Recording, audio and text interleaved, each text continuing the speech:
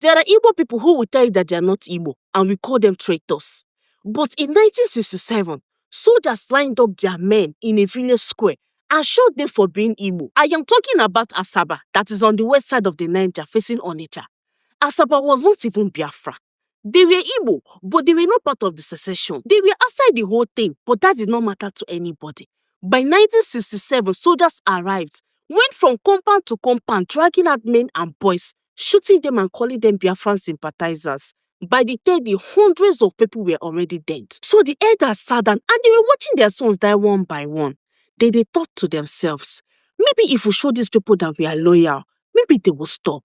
Then they sent a town crier through the 5 quarters and gathered everyone. They wore their white clothes, which signifies peace, and went to the streets and started singing, one Nigeria, hoping that would save them all. Then the soldiers stopped them at the junction near Ogbe-Osowa and separated the women and the children out of the crowd and took the men and the teenage boys to a square. Then brought out their machine guns and started shooting at them. Some of the teenage boys were still shouting that they were students and they were not even given a proper burial. Years later, people sat down and wrote the names of everyone that died in Asaba. They reached 373 and stopped. But nobody believed that was all. And not only Asaba, the whole Midwest, thousands of our people died in that war.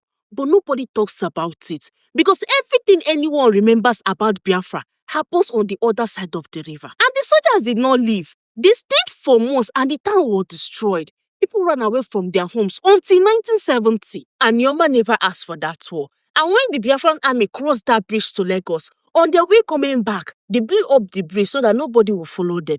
But that left Asaba with the federal army and nowhere to run to. Now, some of them will tell you that their fathers came from Benin. Well, that is their own history. But majority of them are Igbo and they know it, just that they wouldn't say it out loud. We call that betrayal, but it's not. It is what is left after someone teaches you what your name can cost you.